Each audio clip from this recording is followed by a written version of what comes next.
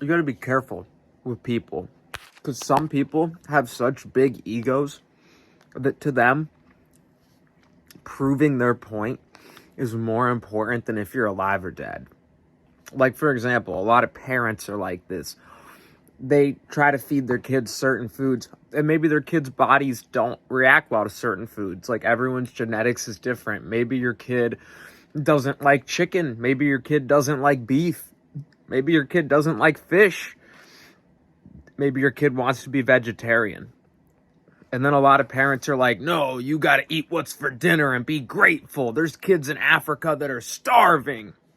Meanwhile, your kid's literally starving because their body can't absorb the foods that you're feeding them. Because, again, everyone's genetics is different. Maybe your kid was born to be a vegetarian. You know, we live in the year 2025. We have unlimited options at the grocery store. Do you know how many people used to die before the age of 30 back in the day because we didn't have the same medical advances that we have today? Well, one of those medical advances is a variety of food at the grocery store. But a lot of parents don't let their kids pick what to eat. And it's not always a financial issue. A lot of times, apples cost around the same amount of money as a steak. And the parents could easily just buy a juicer and make apple juice with the kid at home if the kid wants apple juice for dinner. Or the parents could easily buy Nesquik and make chocolate milk if the kid wants chocolate milk as a snack. But a lot of times, growing up, this is how I grew up, anything I wanted to eat was automatically wrong because mom knows best, dad knows best. Chocolate milk, that's unhealthy. Even though my body probably just needed magnesium. Cacao is a great source of magnesium and calcium. My parents would be like, wait until dinner. Chocolate's bad. It has too much sugar, even though your brain runs primarily on glucose, so sugar can help feed a growing brain. I was severely underweight growing up. I actually didn't even make it to prom. I was around 100 pounds literally in the hospital during prom. I almost died. It was very serious.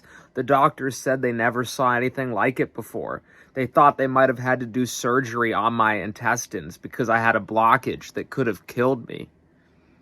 And the whole time I was trying to warn my parents, hey, my body doesn't react good to this food. And they just ignored what I said and forced me to eat it, even though I hated it. It didn't taste good. My body wasn't reacting good to it. And they would just blow it off as like, oh, no, you're just a kid. You don't know what's healthy for you. Eat the chicken breast. Be grateful. There's kids in Africa that are starving. Meanwhile, I literally was starving. I literally was 100 pounds at the age of 18 or less or more, give or take a few pounds. Didn't make it to prom, in the hospital. But the whole time, my parents just had to prove a point of how selfish and ungrateful I was to request a food that actually tastes good to me, that my body can actually digest. How selfish of you. How ungrateful of you. And that's all it was about, was proving their point, because the foods I was asking for weren't inherently more expensive than the foods they were trying to feed me. It was just different from what they were trying to feed me. And so, a lot of people, parents do this to their kids all the time. Their ego is so important to them that they would rather see you die as long as they get to keep their worldview of what they think makes sense to them. You know, think about poor Charlie Kirk. Rest in peace, Charlie Kirk. My heart goes out to him. Not because I agree with what he said. He said a lot of stupid shit. He really did. He said a lot of fucked up shit too, but so have I. You know, I didn't always know everything growing up. I said a lot of stupid shit. I said a lot of fucked up shit growing up, but I didn't get murdered for it. And I don't think anyone deserves to get murdered for it. But just think about that. Someone literally shot Charlie Kirk just because his views oppose their view. They rather see him dead than to have someone speak about something they don't agree with. And in my opinion, that's just horrible. Again, I'm not saying what Charlie Kirk said was right. He said a lot of fucked up shit, but he shouldn't have been killed over it. That's fucked up. That's fucked up. He should still be alive. Why? Because we have a First Amendment right to the freedom of speech. And that's the thing, is a lot of people don't understand that. A lot of people don't understand that our ancestors, some of our ancestors literally fought and died for the Constitution. The Constitution is sacred. It's literally sacred.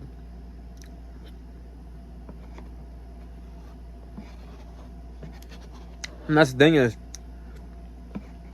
a lot of people have such big egos that they have no empathy. Because in their mind, they're right and you're wrong. Even if their views are dangerous, even if their views are killing people. You know, medical malpractice is one of the leading causes of death in America. What is medical malpractice? It's when a doctor thinks that they're right and you're wrong. You might be trying to tell the doctor, hey doctor, I've been having all these different issues. I think I need to get tests done. And the doctor says, oh, you're fine. You look young. You look healthy. Just take this antidepressant and go home. Meanwhile, you try to tell the doctor, doctor, I have tooth pain. I have back pain. I have joint pain. I can barely sleep. I need pain medicine. The doctor's like, no, you're a druggie. You don't need pain medicine. Just take a Tylenol and go home. Now you're in so much pain, you end up taking 10 Tylenols, and then you get liver failure and die. Because you couldn't sleep at night, and you need sleep to recover. You need sleep to be able to go to work the next day. You need sleep to be able to perform at your optimal capacity. So you end up taking 20 Tylenol because you're in such bad pain, because maybe you have a tooth infection that the doctor's not addressing, or maybe you have an underlying disease that they're not getting you enough blood tests for, so you can't sleep at night. You're up screaming at night in pain, and the doctor's like, no, you have no issues. You're fine. Just take a Tylenol and go home.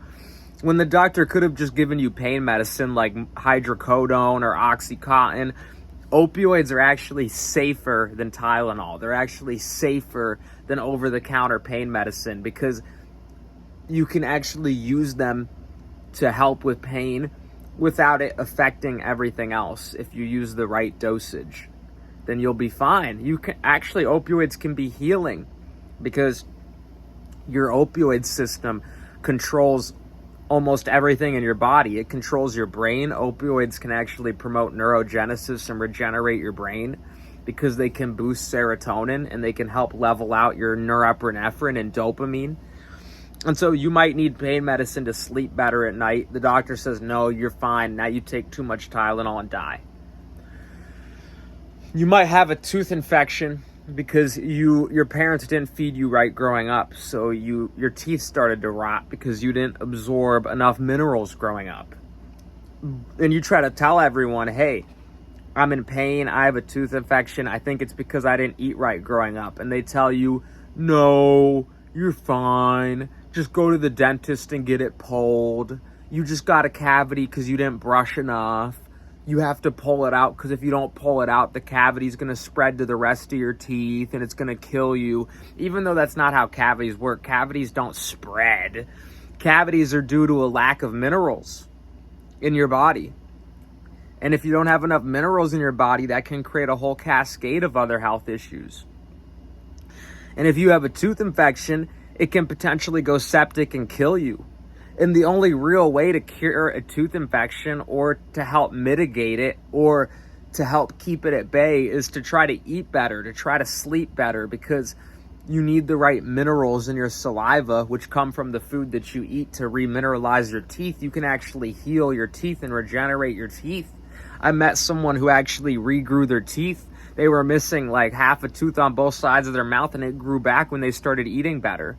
But the dentist will never tell you that. They'll tell you, oh, just pull it, you'll be fine. It's normal. You just got a cavity from not brushing. Now you have to pull that one, or the cavities will spread to the rest of the teeth, and then you'll lose all your teeth. So you got to pull this one now to save the rest of your teeth. That's a lie. You should never pull a tooth ever, for any reason ever. Because when you pull a tooth, the cavity turns into a cavitation. A cavity is a hole in your tooth. A cavitation is a hole in your jawbone. A hole in your jawbone is much worse than a hole in your tooth. A hole in your jawbone can lead to all sorts of infections, and it can go septic and potentially kill you. But because you listened to your dentist who told you, oh, it's impossible to heal your teeth, You just didn't brush them, so they got cavities. Now we have to pull them and it'll spread to the rest of your teeth. Because you listen to them, now you might die. Because now you pulled your teeth out and now you have a hole in your jawbone. You need that root of your tooth. You need that deeply embedded in your jawbone because it helps protect your mouth from bacteria getting into the holes and the sockets that would otherwise be there. And all your teeth are connected to all your different organs. There's a meridian pathway throughout your whole body. So if you let the dentist start pulling tooth after tooth after tooth after tooth like they do to a lot of people, if you let the dentist start drilling, you got a little hole that your saliva could have remineralized on its own if you started eating better. But now you let the dentist drill it into a bigger hole and put a mercury filling in it. Now you have mercury in your mouth. Now you have a toxic metal in your mouth that could kill you. All because you listen to the dentist. Because the dentist, maybe not all dentists, but I've never met a good dentist. Most dentists care more about their paycheck than if you're alive or dead. So they'll never tell you, because they don't even do the research themselves. They probably don't even know themselves that teeth can heal and remineralize. I have an interview on my YouTube channel. It's one of my most popular videos where I interview someone that literally healed their teeth. They literally regrew their teeth. They were missing like half a tooth on both sides of their mouth and it grew back. I even had them open their mouth and I looked in it and you could see it was like newer, whiter bone. It was a miracle. You can even read the book called Nutrition and Physical Degeneration by Weston A. Price. It's a book that goes into how you can actually heal your teeth with nutrition. But the dentist will never tell you that. They'll just tell you, oh, get a mercury filling. Next thing you know, you might die of mercury poisoning. God forbid. I pray that doesn't happen to anyone. But you never know. You're putting mercury in your mouth. You let the dentist pull all your teeth even though your body can heal cavities naturally, just like any other broken bone in your body. That's all a cavity is it's your tooth bone having a hole in it. Now you let the dentist pull all your teeth because they lie to you and say they'll never heal. And now you have a bunch of holes in your jawbone, and now you might get an infection and die of sepsis. One of the #1 causes of death in America is heart attacks. The bacteria in your mouth, if your mouth gets unhealthy enough, can travel to your heart. Put 2 and 2 together. You know, so it's a lot of lies on top of lies on top of lies on top of lies. Parents lying to their kids, doctors lying to their patients, dentists lying to people. Everyone is lying. Why? Because their living is more important to them. Them making money is more important to them. Them being the boss of the house. You know how a lot of parents are. Their kid could literally be dying and suffering like, Mom, I just need more food. I'm starving to death. Literally me. I was 100 pounds during prom. I'm the one that pays the bills around here. You're so ungrateful. Why don't you just eat what I feed you? You know how a lot of parents are. They don't care if their kids are alive or dead. They care more about their own perception of being a good parent. Like, I'm such a good parent. How could my kid possibly say I'm doing something wrong? They must be so ungrateful. They care more about their perception of being good than if their own children are alive or dead. A lot of doctors care more about their perception of knowing more than their patient. Oh, I went to school. You're just a patient. What do you know? Than if their patients are actually alive or dead. A lot of dentists care more about their paycheck. Ooh, I'm going to make $10,000 with this surgery today, this dental surgery, than if their dental patient's alive or dead. Oh, maybe I can just tell my patient they can heal their cavities naturally if they eat better. And that's what you got to watch out for in today's society. Is a lot of people have such big egos that they don't understand how karma works. And a lot of people have such big egos that they care more about being right than if you're alive or dead. And they don't care if you die as long as they're right and their point is right, even though in reality it's false. They're actually wrong in reality. That's why they don't care if you're alive or dead, because they have no empathy, because they're a liar. And they lie to themselves about what's reality is and they construct a false view of reality in their mind to try to cope with things that they haven't dealt with, like their lack of research, their lack of education, their lack of humility, their lack of curiosity. And so you got to be careful with a lot of people these days, because a lot of people would be more than happy to take your money, your time, your attention, your soul, and they'll be more than happy to steal all of it and give you nothing in return, as long as they're right and you're wrong. That's all they care about, is them being right and them proving you wrong. And you might actually be more right than them. You might actually have more of the truth than them. But their unwillingness to accept it